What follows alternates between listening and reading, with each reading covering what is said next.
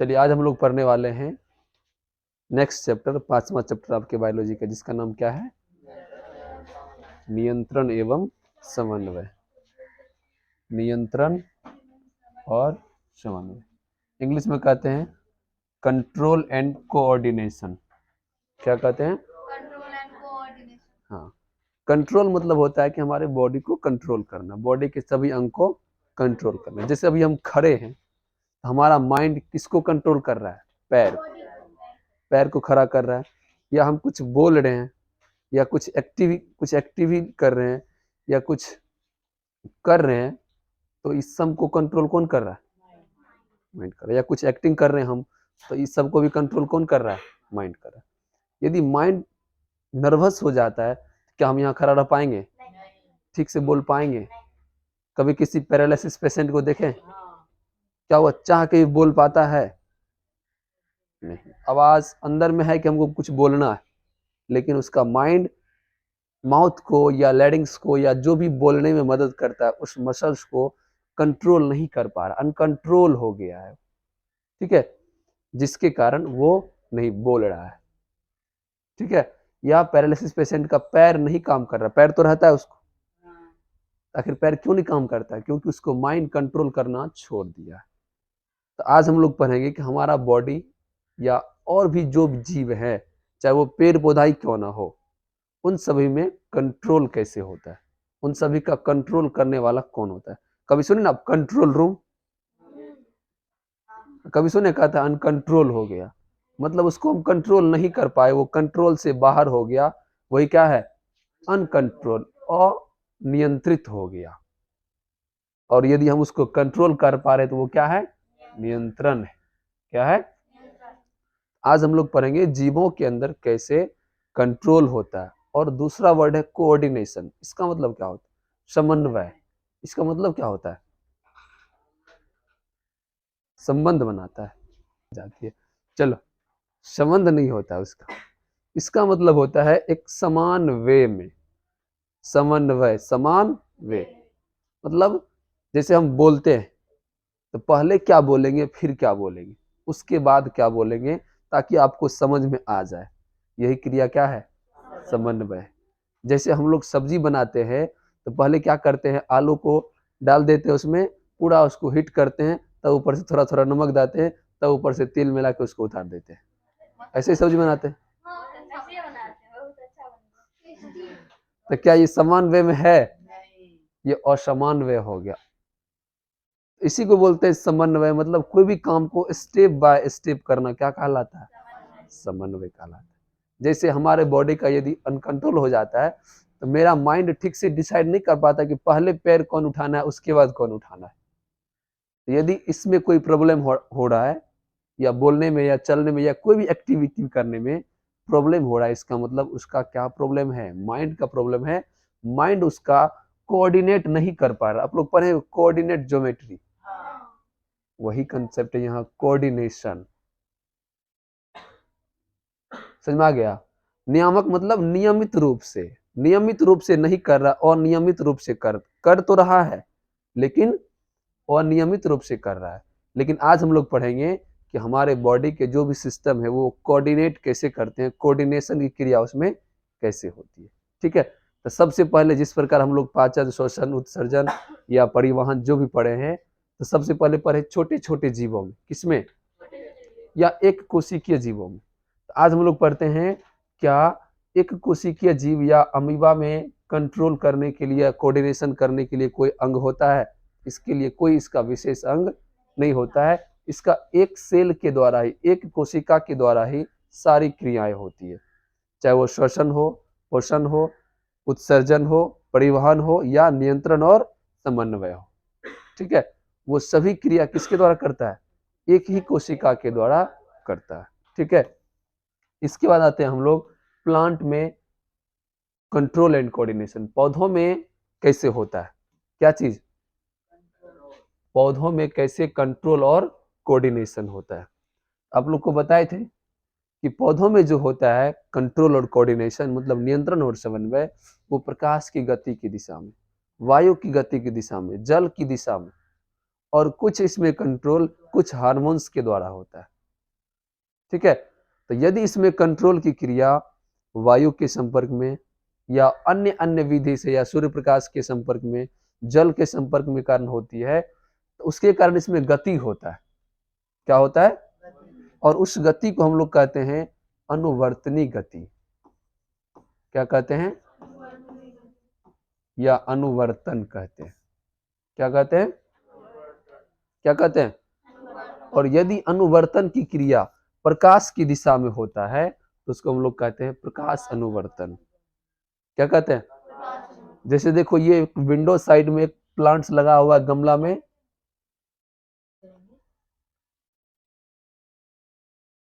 किधर लगा हुआ है? विंडो साइड में क्या लगा हुआ है? प्लांट्स लगा हुआ है। तो बता इसको सूर्य प्रकाश या सनलाइट किस दिशा से आएगा? खिड़की की दिशा से, विंडो साइड से। और इसका पत्ता, इसका प्लांट्स, इसका तना भी किधर गति करेगा? प्रकाश की दिशा में गति करेगा। हाँ, उधरे करेगा। किधरे? जिधरे प्रकाश।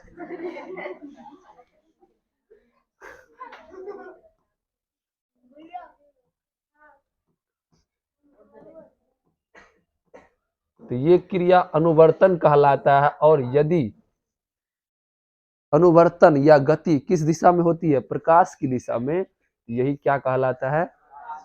प्रकाश अनुवर्तन। इसके पास कोई माइंड नहीं है, कोई हमारे तरह विकसित तंत्रिका तंत्र।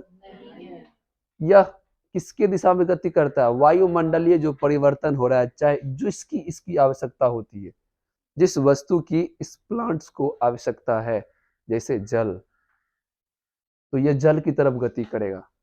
सूर्य प्रकाश की तरफ गति करेगा। ठीक है, मिट्टी की तरफ गति करेगा। ठीक है, तो यदि प्रकाश की दिशा में क्या हो रहा है? गति हो रहा है, तो यह क्रिया क्या कहलाएगा? प्रकाश अनुवर्तन। क्या कहलाएगा? अब इसको चाहिए मिट्टी, या इसके अंदर भी गुरुत्वाकर्षण बल होता है। क्या होता है? तो जब हम लोग को क्या करते हैं, गमला को इस प्रकार से लुढ़क जाता है या उसको घुलटा देते हैं, तो क्या गुरुत्वाकर्षण बल इस दिशा में लगेगा? गुरुत्वाकर्षण बल क्षैतिज या लंबवत दिशा में लगता है। गुरुत्वाकर्षण बल हमेशा किधर है? नीचे की ओर है। इसके अंदर जो जड़ है वो भी गुरुत्वाकर्षण बल के कारण किधर गति करने लगता है? नीचे की ओर। तो ये गति किसके कारण हो रहा है? गुरुत्वाकर्षण बल के कारण। इसी कारण इसको बोलते हैं गुरुत्वानुवर्तन। क्या कहते हैं?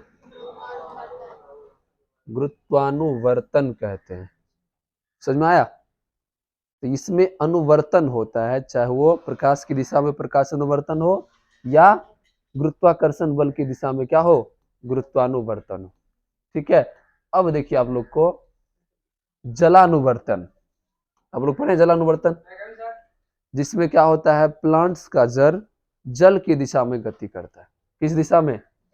जैसे देखो इसको प्लांट, ये नॉर्मल प्लांट्स है, लेकिन यदि इसी प्लांट्स को उठाकर क्या करते हैं, किसी समुद्र के किनारे रख देते हैं, तो बताओ समुद्र के किनारे है, यहाँ तक पानी है और इधर पानी नहीं है, तो क्या इसका जड़ इधर गति करेगा?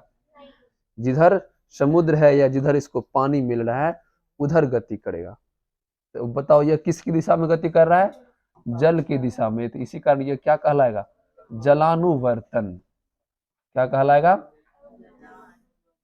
जलानुवर्तन या जल अनुवर्तन। अलग अलग बोलेंगे तो क्या होगा? जल अनुवर्तन, या शॉर्ट में क्या बोलेंगे? जलानुवर्तन। समझ में आ गया? तो ये सब किसका एग्जांपल है? प्रकाश अनुवर्तन का। ठीक है, अब देखिए इसका भी जड़ किधर गति कर रहा है? जल की तरफ गति कर रहा है। कोई समुद्री घास है या समुद्री जीव है, सॉरी समुद्री पौधा है, यदि समुद्र के किनारे लगा हुआ है तो किधर गति करेगा? वो जल की दिशा में गति करेगा। ये आप बता चुके हैं, गुरुत्वानुवर्तन। गुरुत्वाकर्षण बल की दिशा में गति करेगा तो क्या कहलाएगा? गुरुत्वानुवर्तन। कुछ प्लांट्स ऐसे होते हैं जो मानव के संपर्क में आके, मानव की यदि बॉडी टच करता है तो उसमें एक गति हो जाता है। ठीक है, जैसे इस प्लांट्स का नाम आप लोग जानते होंगे, क्या नाम है? छुई मुई। कभी इसको देखें? कहाँ है? बहुत दिन से हम नहीं देखे। लड़का को करने में अच्छा नहीं लगता है, पूरा धीरे धीरे जड़ छूने से पूरा हो जाता है। कभी टच नहीं बचपन में किए थे, मतलब सिर्फ पत्ता को किए थे। किया? एक दिन तोड़ के ले अच्छा, मतलब जड़ को छूने से पूरा। पूरा सूख जाएगा एक दिन में, फिर थोड़ा देर बाद फिर ठीक हाँ, फिर दौरा आ जाता है ना। तो ये सब क्या है, तो डर होता है। ये सब क्या है, सभी अनुवर्तन की क्रिया है। मतलब किसी विशेष प्रकार के संपर्क में आने से इसमें गति होता है, और ये कभी गति नहीं करता है। ठीक है, ये बता चुके हैं आप लोग को। ठीक है, इस प्रकार का प्रैक्टिकल भी कर सकते हैं। यदि आपके पास गमला है तो उसमें एक छोटा सा हल्का पौधा लगा दीजिए, और उसको क्या कीजिए, इस प्रकार से लुढ़का दीजिए। तब कुछ दिन के बाद देखिएगा कि ये जो इसका तना है, ये नीचे नहीं आएगा, ये प्रकाश की दिशा में गति करेगा। क्यों? क्योंकि पत्ता को किससे प्यार हो गया? प्रकाश से। तो ये प्रकाश की गति में जा रहा है, और जड़ को पानी से, खनिज लवण से, इसी कारण ये किधर जा रहा है? जल की तरफ जा रहा है। अब आप लोग को बताते हैं कि कुछ प्रकाश में रासायनिक अनुवर्तन भी होता है। क्या होता है? आप लोग जब आप लोग को पढ़ाएंगे जनन, उसमें पहले पढ़ाएंगे पौधों में जनन। तो पौधों में जो जनन होता है, उसमें जो है पॉलन ग्रेन कहाँ आता है? स्टिग्मा पर आता है। कहाँ आता है? और स्टिग्मा, जैसे मान के चलिए ये स्टिग्मा है, ये बिल्कुल इस प्रकार से चपटा है। यहाँ कौन आता है? पॉलन ग्रेन, मतलब परागकण। क्या आता है? और परागकण फ्लावर का नर युग्मक है। फूल का नर युग्मक क्या है? परागकण ही। तो आप लोग को पता है निषेचन कब होता है? जब नर युग्मक और मादा युग्मक। तो फ्लावर का जो मादा युग्मक होता है, ये इस भाग में होता है, अंड कोशिका में, जिसको हम लोग बीजांड बोलते हैं। क्या बोलते हैं? इसका जो फीमेल गैमेट है या मादा युग्मक है, वो बहुत अंदर में सुरक्षित है। उसका नाम क्या है? बीजांड। तो वो नर युग्मक किसके पास जाएगा? मादा युग्मक के पास। यानी कि बीजांड के अंदर जो अंड कोशिका है, एग सेल है, उससे क्या होगा? मिलेगा। तो यहां से लेकर यहां तक जो रास्ता होता है, और इसमें जो गति होती है, ये एक प्रकार का क्या है? रासायनिक अनुवर्तन है। क्या है? रासायनिक अनुवर्तन है। ठीक है, तो पराग नली, जिस नली के द्वारा पॉलन ग्रेन जाता है, उस नली को क्या कहते हैं? तो पराग नली में गति या पॉलन ग्रेन का आगे बढ़ने वाली गति क्या कहलाता है? रासायनिक अनुवर्तन। क्या कहलाता है? रासायनिक अनुवर्तन कहलाता है। समझ में आया?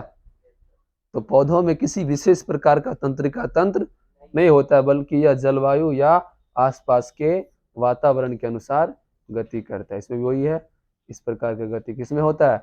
पेड़ पौधों में होता है। अब लोग को बताते हैं पादप हार्मोन्स। पौधों में कुछ ऐसे हार्मोन्स होते हैं जिसके कारण कुछ विशेष प्रकार की क्रिया होती है। ठीक है, इसको क्या कहते हैं हम लोग? पादप हार्मोन्स। हार्मोन्स एक प्रकार का रासायनिक पदार्थ है जिसके द्वारा पौधों में क्या होता है? बहुत सारी प्रकार की परिवर्तन होते हैं, हलचल होता है। तो पादप हार्मोन्स एक ऐसा हार्मोन्स है जो क्या होता है? पौधों में विभिन्न प्रकार की क्रियाओं को नियंत्रित करता है। इसको हम लोग बोलते हैं रासायनिक नियंत्रण। क्या बोलते हैं? तो पौधों में नियंत्रण कितने प्रकार से? दो प्रकार से। पहला अनुवर्तन। अनुवर्तन किसके द्वारा होता है? आसपास के माध्यम, जलवायु के कारण होता है, चाहे वो प्रकाश हो, हवा हो, मिट्टी हो, या गुरुत्वाकर्षण बल हो। ठीक है, लेकिन कुछ क्रियाओं का नियंत्रण हार्मोन्स के द्वारा होता है। किसके द्वारा? जिसे क्या कहते हैं? पादप हार्मोन्स, प्लांट हार्मोन्स।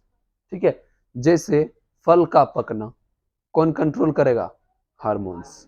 पौधों में वृद्धि का होना कौन कंट्रोल करेगा? पत्तों का झरना, नए पत्तों का लगना कौन कंट्रोल करेगा? हार्मोन्स। तो इन हार्मोन्स को क्या बोलते हैं? पादप हार्मोन्स। ठीक है, आइए आप लोग को एक लिस्ट बताते हैं जिसमें सभी प्रकार के हार्मोन्स का नाम है और क्या उसका काम है, उसका क्या फंक्शन है। ठीक है, तो पहला आपका हार्मोन्स हो गया जिब्रेलिन्स। पहला हार्मोन्स क्या है? जिब्रेलिन्स।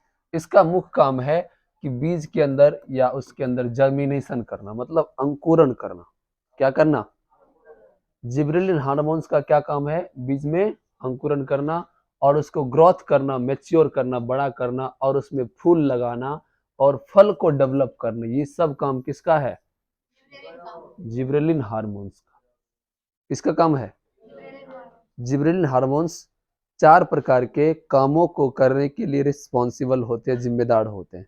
सबसे पहला काम बीजों का अंकुरण, दूसरा उसकी ग्रोथ करना, विकास करना, उसको मैच्योर करना, परिपक्व करना, दूसरा उसमें फ्लावरिंग मतलब फूल खिलाता है। कौन कौन सा हार्मोन्स? Gibberellins hormone. ठीक है, और उसमें फल को लगाता है और फल को डेवलप करके यही तक छोड़ देता है। कौन? चलिए अगला देखिए क्या होता है। अगला कौन सा है? Auxin hormones. ऑक्सिन हार्मोन्स क्या करता है? ये भी आपको प्लांट के ग्रोथ में मदद करता है। इसमें इसके अलावा उसमें भी फूल खिलाने में भी मदद करता है और फल को डेवलप करने में भी इसका भी योगदान होता है। अगला है साइटोकाइनेज, साइटोकाइनेंस, साइटोकाइनेंस। ठीक है, ये भी हार्मोन्स क्या करता है? प्लांट को ग्रोथ करता है, वृद्धि करता है और ये भी फूल खिलाने और फल को वृद्धि करने में मदद करता है। इसके अलावा जो सबसे इंपॉर्टेंट हार्मोन्स है वो है आपका इथिलीन। क्या नाम है इसका?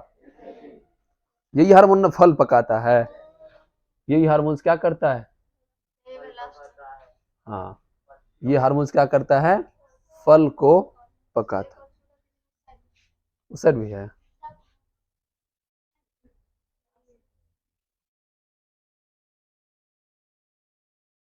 फल को पकाता है। फल ये भी मतलब कुछ इसका मेन काम है फल को डेवलप करना और फल को पकाना और उसमें सीड को जन्म देना। बीज को, सीड मतलब बीज। क्या कट लगा हुआ था? अच्छा चलो ठीक है। तो एथिलीन हार्मोन्स को क्या कहा जाता है? फल पकाने वाला हार्मोन्स भी कहा जाता है। क्यों? क्योंकि वो फल पकाने में मदद करता है। सब प्रकार आप लोग पादप में पढ़े कि नियंत्रण कितने प्रकार से? 2। एक वायुमंडल या जलवायु के माध्यम से, दूसरा ठीक इसी प्रकार मानव के शरीर में भी या जंतु के शरीर में भी नियंत्रण और समन्वय कितने विधि से? पहला मस्तिष्क के द्वारा। किसके द्वारा? लेकिन कुछ काम ऐसा भी काम हमारे शरीर में है जिसका कंट्रोल मस्तिष्क नहीं कर पाएगा, वह केवल हार्मोन्स ही कर पाएगा। कौन कर पाएगा? और हार्मोन्स उचित समय पे ही काम करता है, वो किसी का नहीं सुनता है। समझ में आया?